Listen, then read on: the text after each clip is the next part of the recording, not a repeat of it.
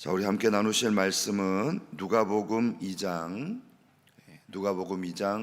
41절 이하입니다.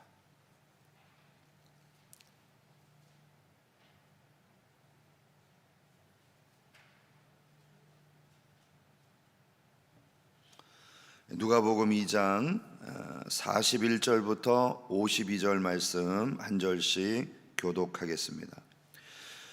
그의 부모가 해마다 6월절이 되면 예루살렘으로 가더니 12살이 되었을 때에 그들이 이 절기를 관례를 따라 올라갔더라. 그 날들을 마치고 돌아갈 때에 아이 예수는 예루살렘에 머무셨더라. 그 부모는 이를 알지 못하였고 동행 중에 있는 줄로 생각하고 하룻길을 간 후 친족과 아는 자 중에서 찾되 만나지 못하매 찾으면서 예루살렘으로 돌아갔더니 사흘 후에 성전에서 만난즉 그가 선생들 중에 앉으사 그들에게 듣기도 하며 묻기도 하시니 듣는 자가 다 그의 지혜와 대답을 놀랍게 여기더라. 그의 부모가 보고 놀라며 그의 어머니는 이르되 아이야 어찌하여 우리에게 이렇게 하였느냐. 보라 내 아버지와 내가 근심하여 너를 찾아노라.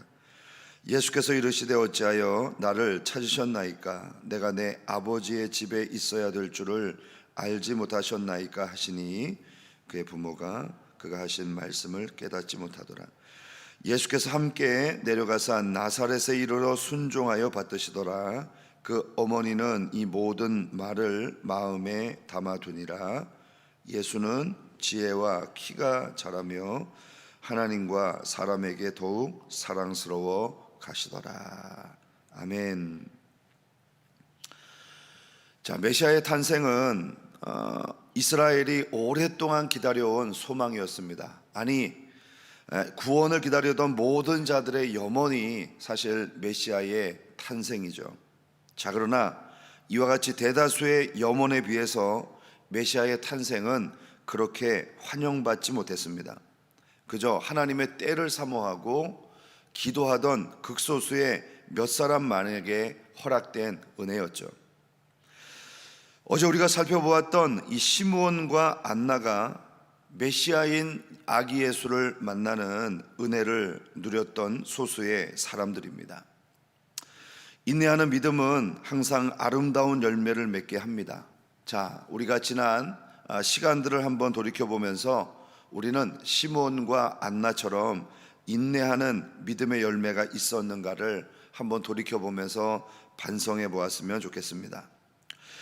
자, 오늘의 본문은 이 사복음서에서 예수님의 유년 시절을 유일하게 기록하고 있는 말씀이라는 점에서 의미가 있습니다.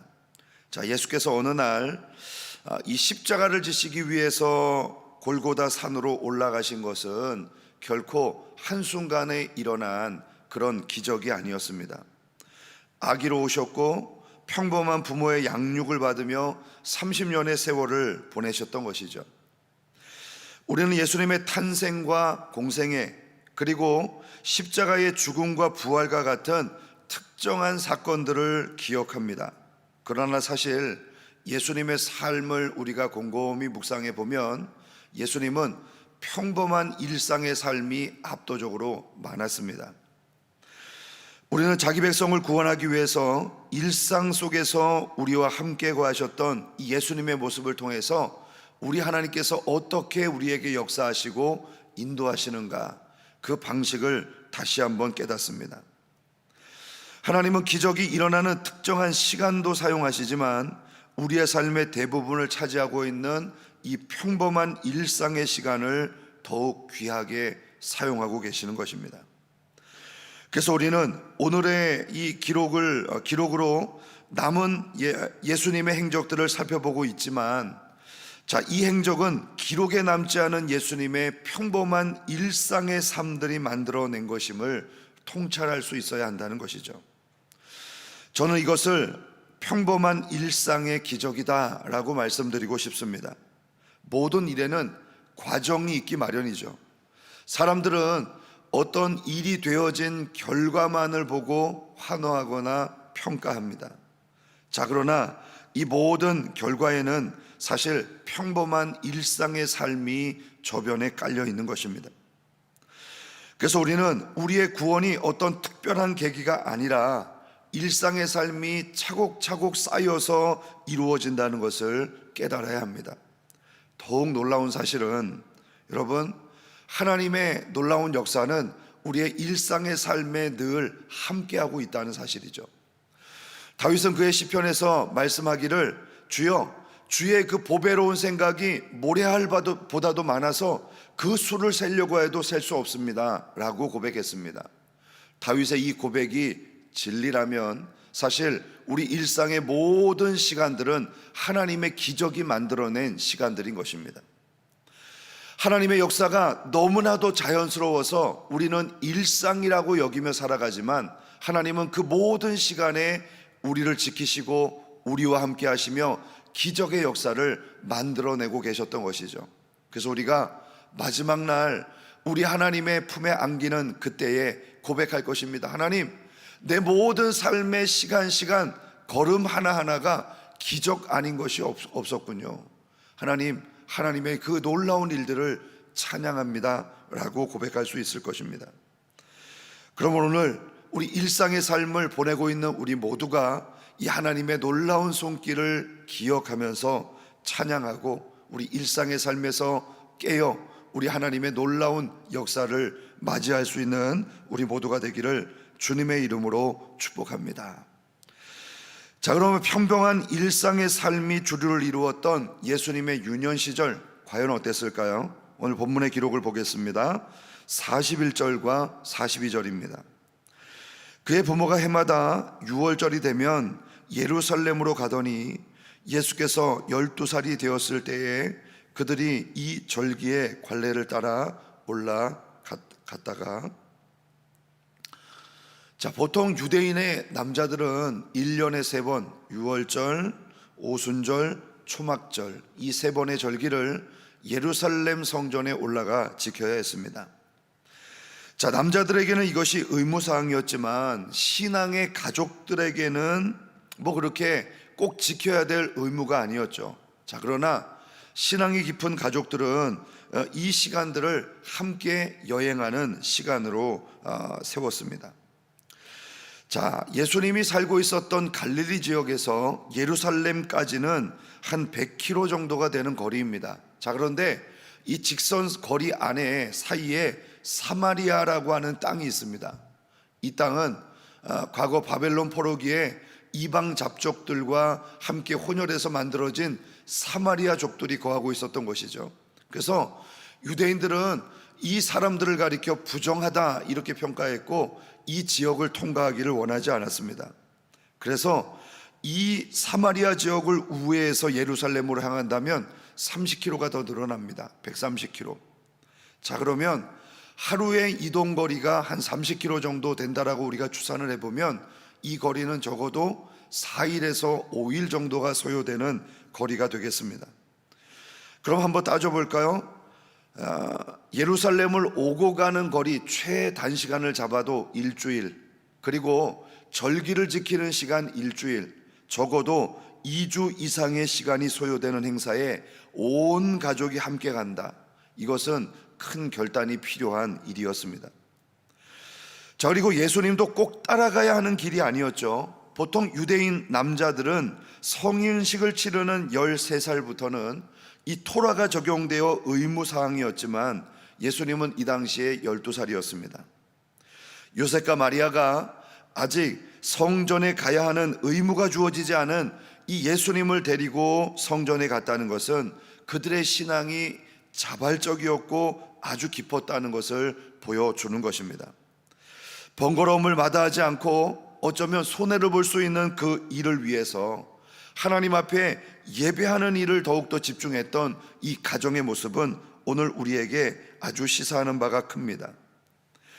신앙의 의무가 주어져 있다 할지라도 사실 우리의 삶에 먹고 사는 문제, 바로 이것이 상충되면 하나님을 섬기고 예배하는 일을 우선하기는 쉽지가 않습니다. 자, 올해 우리가 신년 예배를 드리면서 우리는 예수만 섬기는 우리 집이라고 하는 주제를 가지고 가정 예배를 함께 세웠으면 좋겠다, 이렇게 말씀을 드렸죠. 자, 그런데 일주일에 한 번 드리는 가정 예배조차도요, 이거 드릴 수 없는 이유를 대자면 아마 121가지보다도 더 많은 이유들이 있을걸요.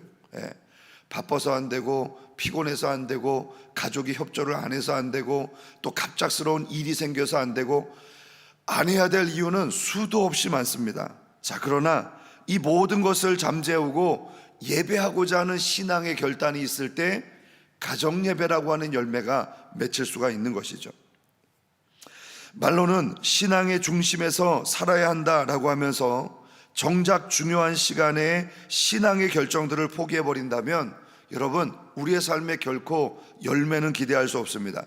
더욱이 중요한 것은 그런 우리의 결정들을 보고 자란 자녀들은 결코 하나님의 품에 거할 수가 없는 것입니다.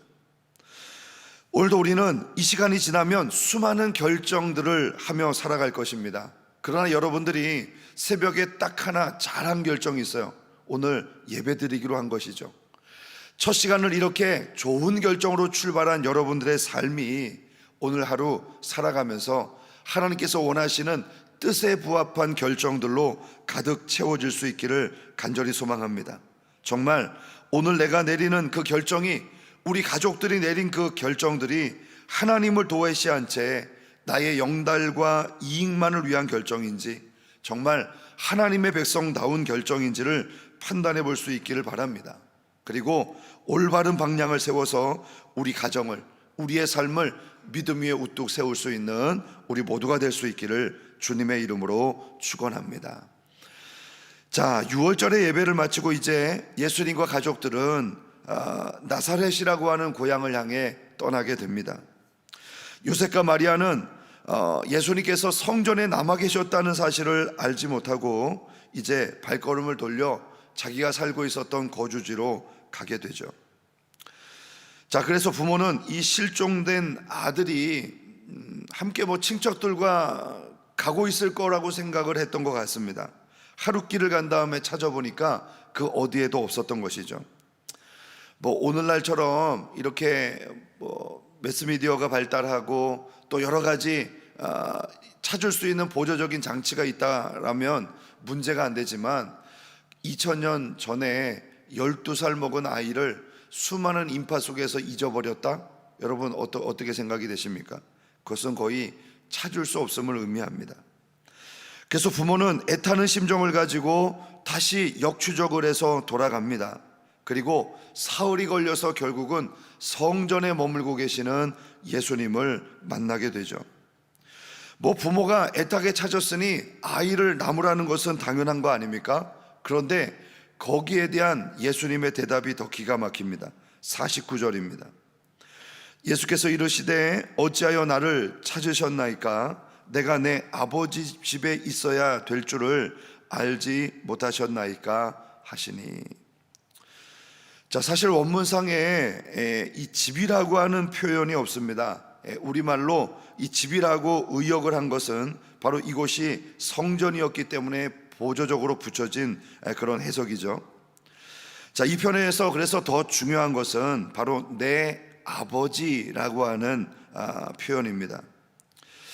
고대의 이 유대교의 문헌들을 찾아보면 하나님을 표현할 때 우리 아버지, 우리의 아버지 이런 표현들은 있어도 나의 아버지 이런 표현은 없습니다. 물론 우리는 다윗의 시편에서 나의 하나님이라고 하는 표현들을 수없이 많이 읽지만 이처럼 내 아버지라고 표현하지는 않았던 것이죠. 자, 따라서 예수님이 하나님을 내 아버지라 이렇게 말씀하신 것은 상당히 독특한 표현입니다.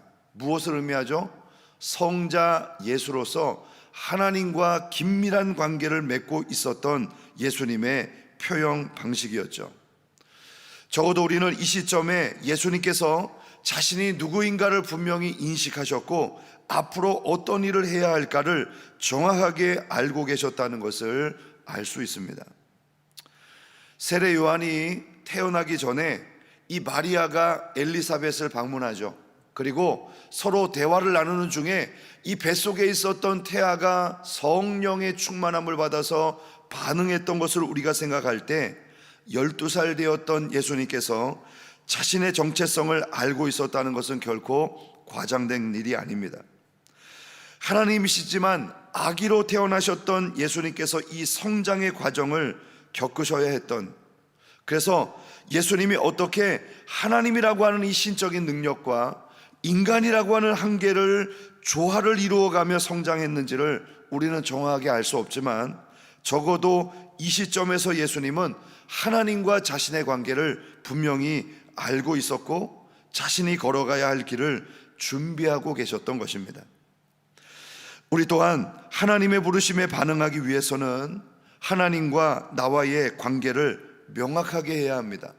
하나님이 누구신지, 나와 어떤 관계 속에 계신지를 답을 내리지 못한다면 하나님께서 나를 구체적으로 어떻게 부르셨는가에 대한 답은 더욱더 어려워지는 것이죠. 지금 나는 부르심에 합당하게 행하고 있는가 고민하고 기도하기 이전에 나를 창조하시고 구원하신 그 하나님, 지금도 함께 하시며 하나님과의 역사하시는 그 놀라운 관계를 다시 한번 생각해 보는 것, 이것이 오늘 이 새벽에 우리의 기도의 제목이 되어야 될 줄로 믿습니다. 지금 여러분에게 하나님은 누구십니까? 그리고 그 하나님은 어떤 삶을 우리 일상의 삶에서 요구하고 계십니까? 다시 한번 우리 하나님 앞에 묵상하시고 그 답을 찾는 복된 시간이 될 수 있기를 주님의 이름으로 축원합니다. 자, 이제 우리 함께 주신 말씀 기억하면서 기도하기를 원하는데, 평범한 삶에서 하나님의 뜻을 발견하고 결단할 수 있는 은혜를 우리에게 주시옵소서.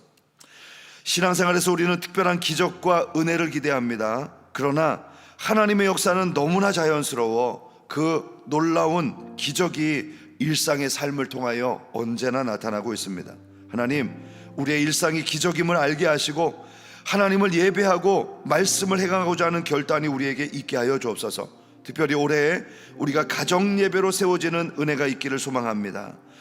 예배를 방해하는 수많은 이유들로부터 우리를 지켜주시고 요셉의 가정처럼 번거로움과 헌신을 두려워하지 않는 우리가 되게 하여 주옵소서. 우리 오늘 주신 말씀 기억하면서 간절한 마음으로 기도하겠습니다. 존귀하신 아버지 하나님, 은혜와 사랑 감사합니다. 평범한 일상의 삶에서 하나님의 뜻을 발견하고 결단할 수 있는 은혜를 우리에게 부어 주시기를 간절히 원합니다. 오늘도 우리가 신앙생활에서 특별한 기적과 어떤 계기를 원하기보다는 우리 일상의 삶이 하나님의 수많은 보배로운 생각들로 가득 채워져 있고 하나님의 그 귀하신 섭리로 인도함을 받는다는 사실을 기억하며, 하나님, 우리의 일상이 기적입니다, 우리의 모든 순간순간이 하나님이 부르신 기적입니다라고 고백할 수 있기를 원합니다. 하나님, 오늘도 하나님, 우리 하나님 앞에 예배하고 말씀을 행하고자 하는 결단이 우리에게 있게 하시고, 올 한해도 우리가 가정 예배를 통해 우리 가정을 세워가기를 소망하오니 주 우리에게 은총을 베풀어 주시고, 때로는 번거롭고 때로는 아버지 우리의 삶의 일부분을 떼어내야 하는 그런 소중한 결단이 필요하지만, 이것을 통해 올 한해 우리의 모든 가정들이 말씀 위에 우뚝 서는 역사가 있도록 주님 인도하시고 붙들어 주시기를 간절히 바랍니다. 우리 시간 기도하는 모든 하나님의 지체들 위해 하나님의 풍성한 은혜로 선한 인도하심으로 채워주옵소서. 자, 우리 한 가지 더 기도할 것은 우리의 가정의 모든 관계가 바르게 자리를 잡고 회복되기를 원합니다. 먼저 하나님과의 올바른 관계를 통해 우리가 성도의 자리를 지키게 하시고 우리에게 주어진 삶을 감당하는 백성들이 되게 하여 주옵소서. 하나님과의 관계뿐만이 아니라 우리 가정에서도 여러 가지 관계가 있습니다. 부모와 자녀와의 관계가 회복되고 부모의 권위가 존중받게 하시고 자녀들을 믿음으로 이끄는 부모가 될 수 있도록 인도해 달라고, 또 우리가 살아가는 모든 삶의 영역 속에서 이웃과 직장에서 맺는 관계, 또 여러 가지 우리의 삶에 허락된 그 관계들이 회복되는 역사가 있게 하시고, 올 한 해 우리 가정의 신앙과 학업과 취업과 결혼 등 하나님, 이 모든 일들이 하나님 앞에서 형통할 수 있도록 인도해 달라고, 우리 가정의 모든 관계들과 삶을 위해서 우리 한번 간절한 마음으로 또 기도하겠습니다. 존귀하신 아버지 하나님, 우리 가정의 모든 관계가 바르게 자리를 잡고 회복되기를 원합니다. 먼저 하나님과의 올바른 관계를 통해서 성도로서의 자리를 지켜낼 수 있도록 하나님 인도해 주옵소서. 하나님이 어떤 분인가를 알고 그 관계를 올바로 세워감으로 오늘도 나를 부르시고 나를 통해서 일하시는 그 하나님의 놀라운 은혜를 우리가 깨닫고 헌신의 자리로 나아갈 수 있기를 간절히 원합니다. 가정에서 부모님은 존경받는 부모님이 되게 하시고, 우리 아버지와 자녀들은 정말 부모님의 사랑을 풍성히 누리며 살아갈 수 있는 복된 삶이 되도록 주님 인도해 주옵소서. 올 한 해 우리의 자녀들을 인도해 주시고, 우리 가족들이 처해 있는 모든 환경 속에 신앙과 학업과 취업과 결혼에 이르는 모든 삶의 영역들이 형통할 수 있기를 간절히 원합니다. 우리 가족들 하나님의 은혜로 인도해 주옵소서.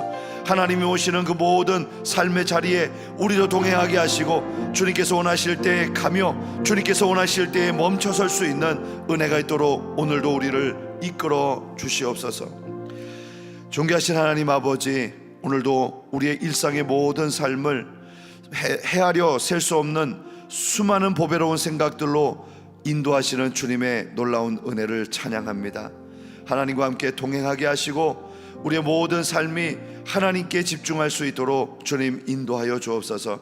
오늘도 우리에게 역사하시는 하나님과 올바른 관계를 맺게 도와주시고 우리의 삶에 하나님이 원하시는 뜻이 이루어질 수 있도록 주님 인도하여 주옵소서. 오늘 새벽에 기도합니다. 우리에게 지혜를 주시고 하루를 살아갈 수 있는 능력을 주시고 주의 말씀으로 우리를 이끌어 주옵소서. 의탁드리며 살아계신 예수님의 이름으로 기도하옵나이다. 아멘.